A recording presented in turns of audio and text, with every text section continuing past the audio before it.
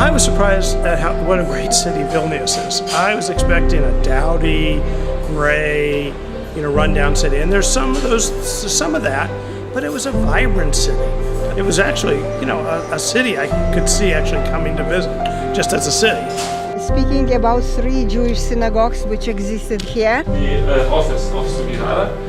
He was working here, he was writing visas and stamping them. I thought today was very special, going to the Wooden Synagogue and meeting that man that actually grew up during the war. How many times are you going to have a chance to stand there and daven in a synagogue and standing for hundreds of years? Getting in touch with the history and some of the deeper meanings of being Jewish has been very eye-opening, and I have a lot more to explore with that. So all of these books have been translated by LitvakSIG. But I would never have known looking at these records. I've been able to do it in Russian and Polish, but boy, this is... I didn't know there were storks, and I was thrilled to see a few of them on the wing, and I was thrilled to see a couple of poles on top of which was a nest, and 4 storks were in them. And the high point of my trip was the Roots trip. Just the idea that they came from here, and now I'm back where they were. And it was people I knew and spent a lot of time with.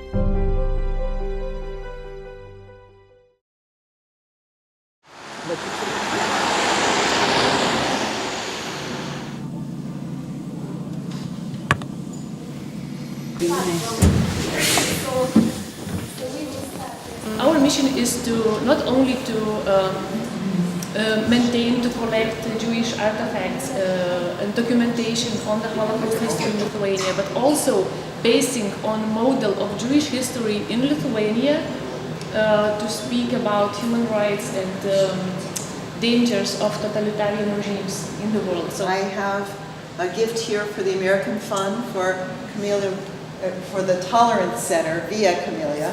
Thank you so much. We are just delighted to be here and to see how you've turned an old wreck of a building into a beautiful museum. So thank you so much. Really, thank you. Thank you so much.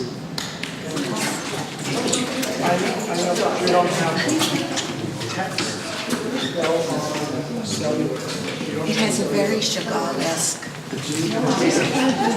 And this is a copy of Marc Chagall. Of course, Marc Chagall, everyone knows him.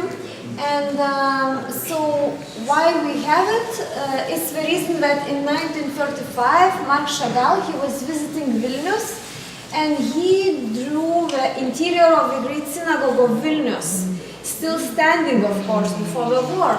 And he also, here you can see the cartouche with 10 commandments in this picture, and the original one we have in our museum right here.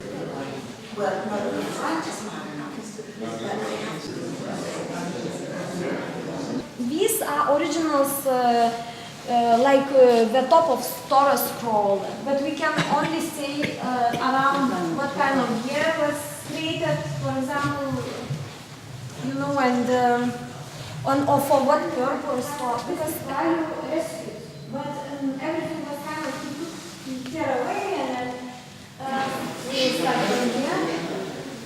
A town full of unneeded keys, and this picture kind of was born from the story he remembers from his childhood in the ghetto, that people were lining up already to go to Paneriai, and one woman asked someone like, "Have you locked our doors?" And people started to laugh ironically, knowing that it won't be needed anymore. So if anyone is maybe the 3rd or 4th time this exhibit was up and they didn't really know what it was, maybe for Purim. As more research was done, King Solomon's throne room, more of the story about the family and the man came out. Just this spring, on Facebook, a cousin of the original artist who had family stories about an uncle being the artist, but no contact, no knowledge of what happened to him, found out that this exhibit was here. And just recently we, as you mentioned, received his photo and we were able to put it aside. I've loved this display since I first saw it. Every year that I've come back, they learned a little more and a little more. And a woman posted on Tracing the Tribe, Eureka, I found it. My uncle's wood carvings are in a museum in Vilnius. And to hear her describe it from the other point of view, not, oh, look at these wood carvings, who made them, but, oh my gosh, I always knew my uncle made wood carvings, and now I found them. It was wonderful. So.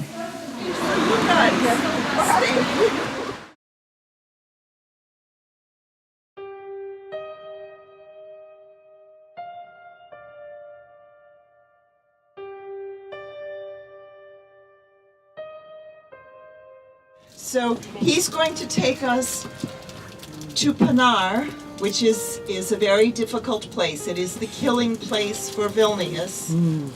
We heard a little bit about it this morning, and now we're going to learn more details. And in Vilnius on the day of occupation were about 56,000 Jews. Not all of them were murdered here. Very big part were sent to different labor camps and concentration camps. So we will never know exact number. July, end of July, 10 days, they murdered 5,000 Jews. It says between murdered in Panar 70,000 Jews, men, women, and children. Murdered only because they were Jews.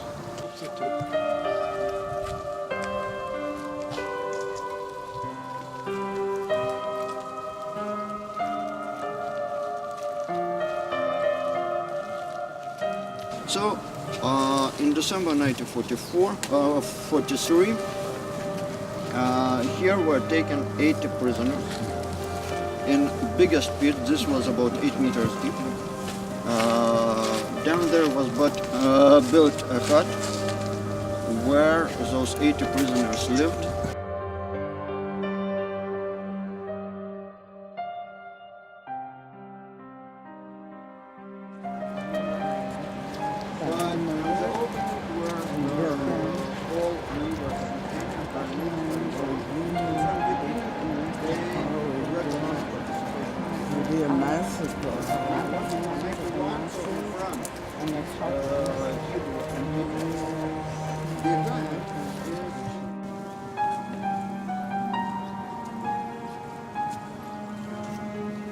My cousin who survived the Kovna ghetto told me once that all this teaching about the Holocaust she didn't understand.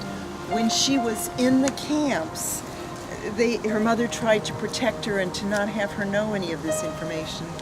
And everybody here is old enough to know that our attitude towards history has changed, and now we feel like we need to know every detail. We say, never forget. And there is a traditional way that we remember people. Let's join together in reciting the Kaddish.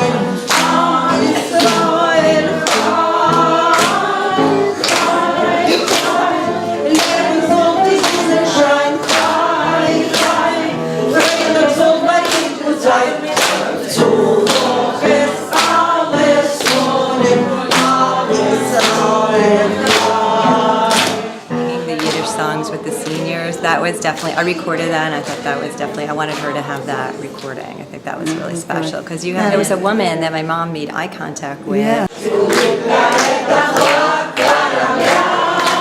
And she kept looking at me, I kept looking at her. And just the warmth. It was like a kindred spirit. They were happy to see us. We were happy to see them. My name is Sabonis, and I am the great-grandnephew of a family, of the Polavici family who lived in Kaunas during World War II. And in 1944, they rescued 12 Jews from the Kaunas ghetto. There was one moment where the Germans actually went into the house to search the property, and it was a close call, but everything ended fine, and all the people survived. I actually also was able to even connect with one of the last two remaining survivors. Her name is Maya. She lives in Israel, and she's 95 years old. She even remembered, we connected via Skype, and she even remembered a few words in perfect Lithuanian. Me and a lot of other young people are willing to look in all the difficult questions. We know that some of our people took part in all the killings, and we can't ever bring the people back. We can't ever fill the void. So, but maybe there are some ways that, this new generation can do something to bring our people, closer together. Vilnius is a great city. Please come. Please come to the Jewish community of Lithuania. Just connect with me personally if you want to speak, in your native language, and we can help you. If you're going on a roots trip, we can help you with the archival research. If you want to find out about your old country, we're here. We're waiting for you.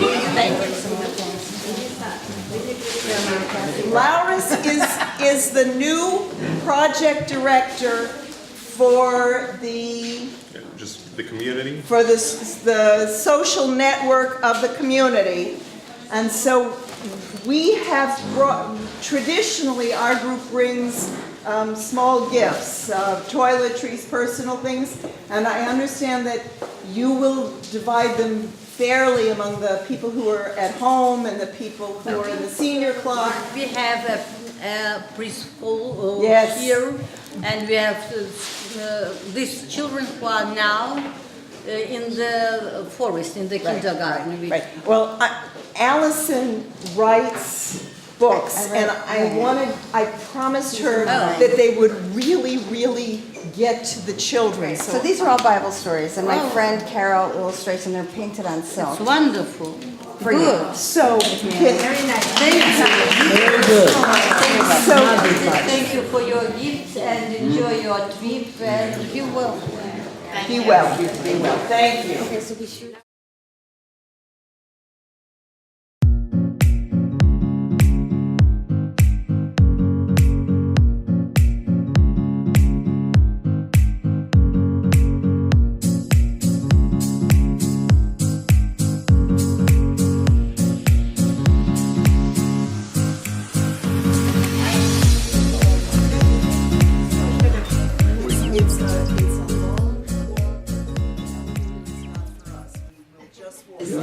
So, as I said, we have 18 repositories. In this repository, we are preserving record books of Russian Orthodox, of Lithuanians who were Protestants, Evangelical Lutherans or Evangelical Reformants, and of course Jews of former Vilnius and Kaunas gubernia. And here we have record books of Jews from the interwar period, and you can see the name of places and years and 4 types of records.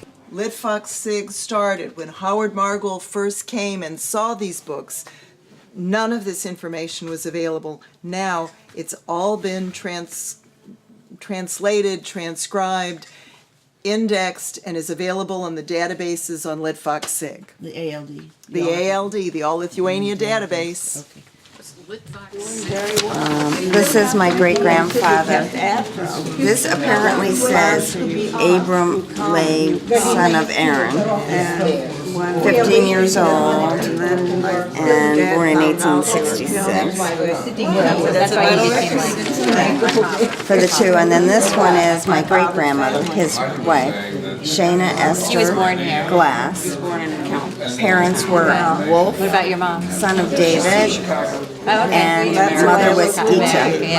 April 1st, 1856. 1718. If I find a record on the index, on the All Lithuania database, and I have the LVIA fond file number, do you have a form that you want us to fill out, or should we send an email?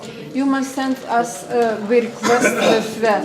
You must wait about 1 month because we have a lot of requests, and according to legislation, we must answer in 1 month, not in 1 day. Because some people write every day and we got not answer because we have no possibilities. We're receiving about 100 requests per day. There you go. We must 2 days to register everything because we must register all the information. Okay. So be patient. And remember, Peggy, when you go back and talk about what you learned at the archives, you just learned be patient. Yeah, 30 days. You heard it from the director. Yes. Thank you. Go right there.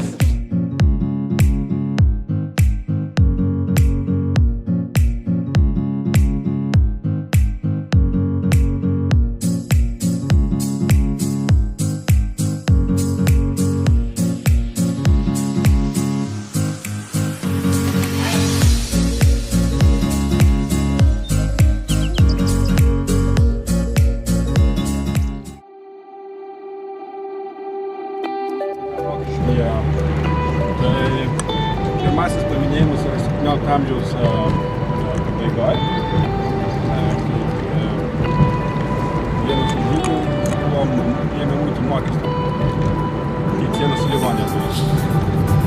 So the first mentioning about Jewish community, so many stalks they have there, very clean territory, and we have been seeing stalks on the way, and in the settlements they also stay here. People are sometimes feeding them. When at the 17th century Jewish people settled here, but 18th century they have statistics that there were 24 Jewish families in Rokiskis.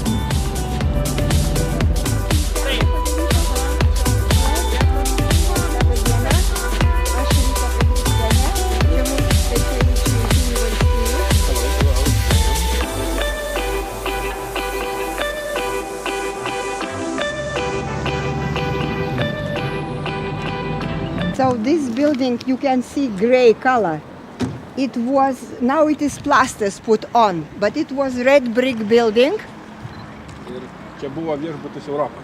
And it was the hotel of Rokiskis and was called Europe, the Hotel Europe. So the synagogue place started from this house, and one of the first was there, and they continued 1, 2, 3, and this building is built in the 60s during the Khrushchev period. For Rabbi, in this house Rabbi lived. This one? And this one. And speaking about 3 Jewish synagogues which existed here. So right and, here? Yeah, right here On the this 6th place. of September? Yeah, on the 6th of September. Very nice. Turime tokį, radome architektą, Aurimą Širvį, kuris pagal istorinius rašytinius šaltinius ir esamas fotografijas iš tokias atkuria tų sinagogų vaizdą. So from the old pictures and from the different inscriptions in the archives, there is Aurimas Širvys, a man, also a historian. He recreated all possible shapes of the former synagogues. So it will be painted here and the stand will be put here. And this in front building was Jewish bank.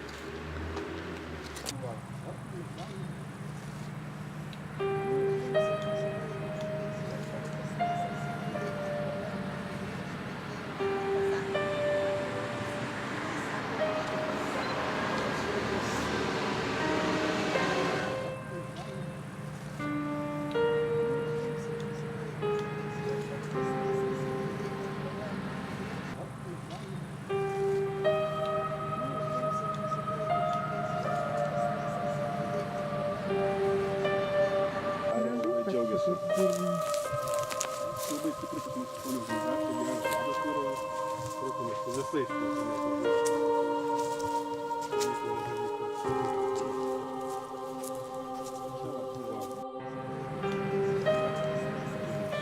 it happened on the 15th and 16th of August. As I told you before, the war started on June. On July, they burned synagogues, all three, red, yellow, and green. And on August 15th and 16th, in 2 days, they liquidated ghetto and they made mass extermination at this place. And all the monuments which were built on the mass extermination places, they were built just after the war by Soviet government, but they were writing here, innocent Soviet people, nothing more.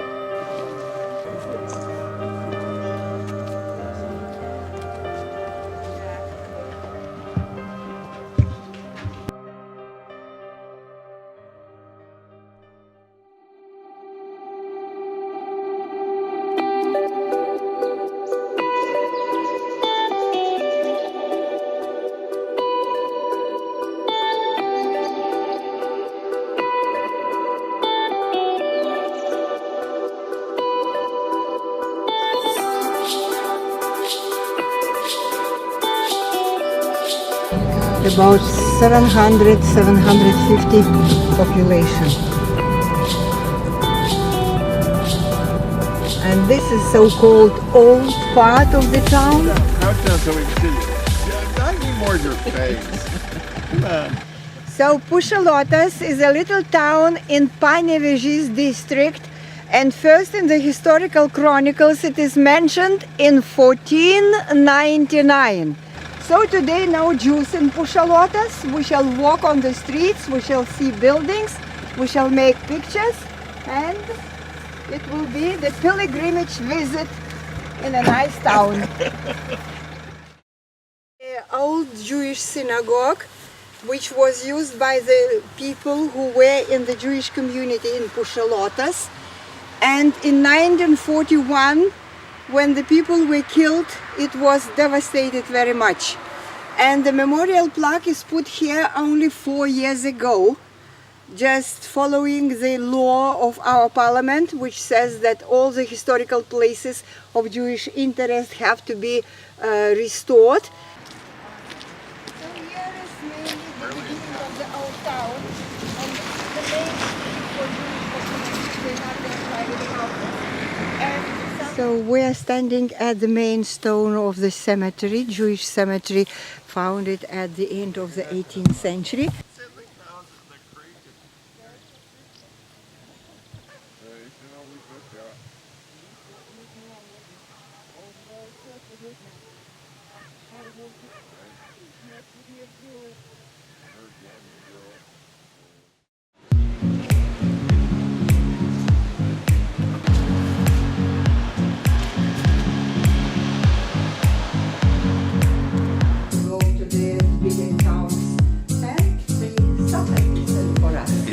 What is the population of the Jewish people in this city today? Сколько людей живет евреев в Panevėžyse? Чуть-чуть больше 100 человек. Very small, little bit more than 100 Jewish population of 155,000. До войны здесь проживало в городе около 8 тысяч человек. Before the war, it was 8,000 population of Jewish people in the community. 95% расстреляны. 95% died during the war times. И это такая тяжелая страница, трагическая страница в So it is истории. very tragic page in the books we are writing and remind for the people И вот what happened. наша основная цель. This place now is the park, but pre-war period this was Jewish marketplace.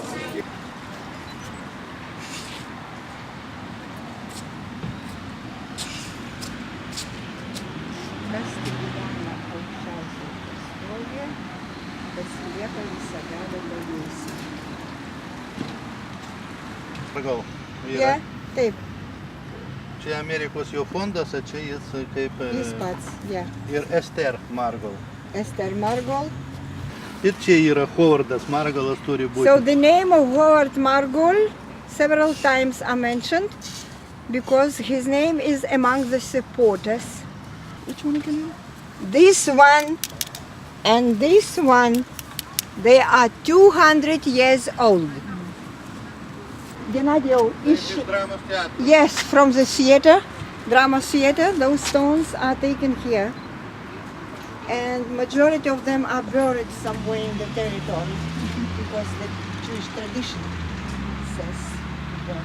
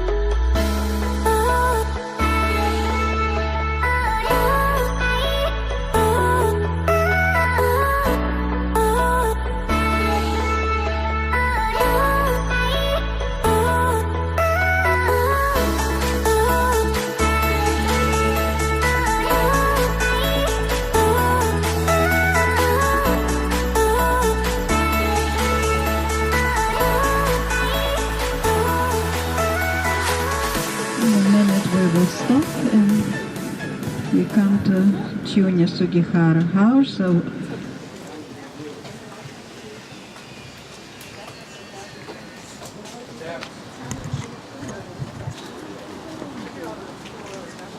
So now we are in the room which was originally the office of Sugihara. He was working here, he was writing visas and stamping them. What you can see here is a Japanese flag. From that time it was hanging in front of the house when it was the consulate of Japan. You can see this pile of lists with all the names of the survivors who were granted visas, and you can see even a nice copy of the passport when a person came with the passport, German passport, and all the visas, all the stamps, all the writings looked exactly like this.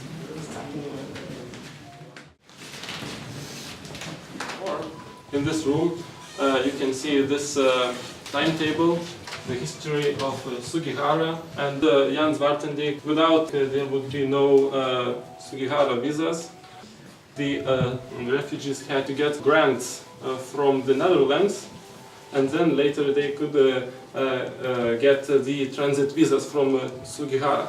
With Sugihara visas, could flee from Lithuania to Japan. Sugihara is a great part of this history. And if not his wife, Yukiko Sugihara, who wrote everything in memoirs, we do not know anything about this. Even his grandsons and granddaughters, they knew little, very little about this issue.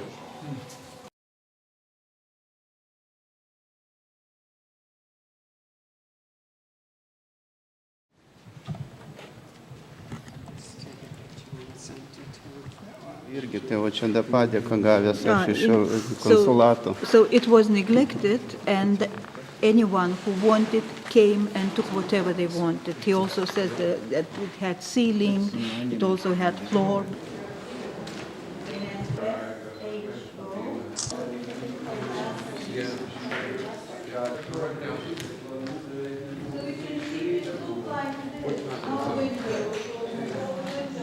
Right now the sun is over there.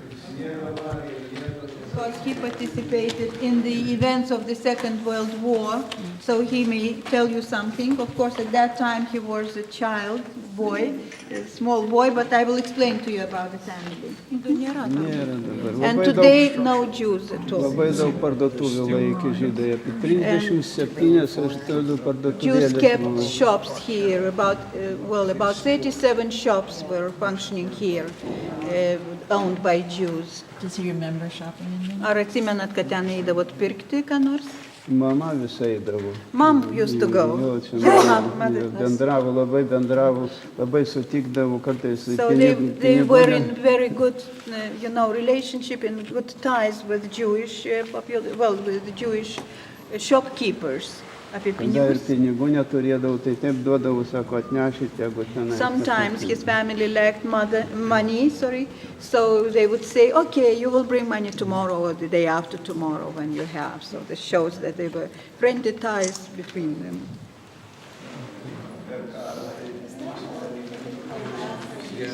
So during the war, he took care of 3 Jewish families. Kalamickų Ibsenų šeimos. Gilmanas, Kalamickas, and Ibsen.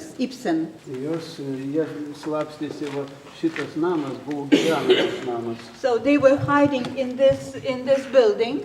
Around it, there were pits, and so the people were hiding there in those pits. So in here we find the photo of his mother and he himself. He was 6 years old. His mother would walk from village to village, collecting some food, for example, bread, pretending that they were beggars, because they were afraid that Gestapo or Nazi police would arrest them. In this way, they would collect some food and feed the Jewish families. So his mother-in-law also told him a story that as they were taken to work on the road works, they had to, so the local people would put pieces of bread there. So they went and they could find something. Paskui vokiečiai apžiūrėjo, kad primėtyta jai renka. Tai buvo visi surinkti, įspėti, jeigu bus dar primėtyta, bus visa gatvė sušaudyta. So, and Nazis noticed that the Jews were picking something, and they noticed that there were some pieces of bread. So they told to the people, local people, that they warned them, if it repeats again, you will be shot. So on the 28th of August, kokiu metu? 41. In 1941, August 28th. Rugpjūčio 28. Sušaudė. They were taken to one of the woods in there and shot. 1800 moterų vaikų sušaudyta. 1,800 women and children. Today we have a monument there in that place. O kitoj vietoj 2200 vyrų sušaudė. And the other place was meant for men. 2,200 men were shot. So this is the thank you letter to him, because he takes care of this place where the monument. He was 6 years old at that time. Boy. All the 3 families survived. Ir 2 vaikai buvo, vienu tai atsimenu vardas, jis už mane buvo mažesnis, tai Jakovas buvo. 2 children survived, and he remembers one boy who was smaller than him. His name was Jacob. Ibsenų šeimos vaikas. Ibsen family. Ir paskui išvažiavo į Ameriką. And later on they left for the United States. Okay. Okay.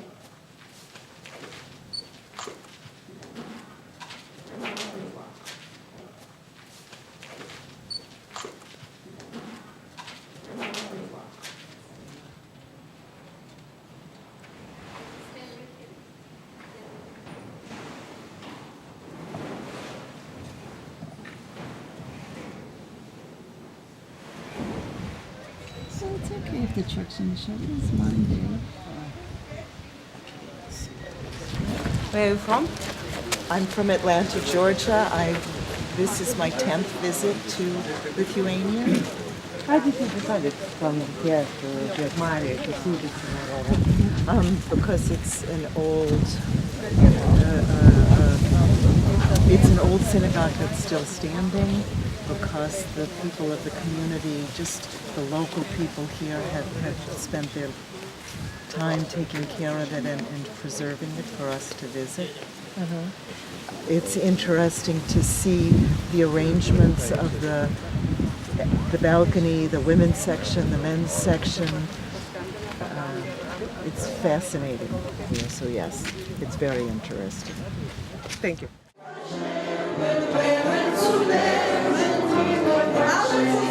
Kumbala, kumbala, kumbala.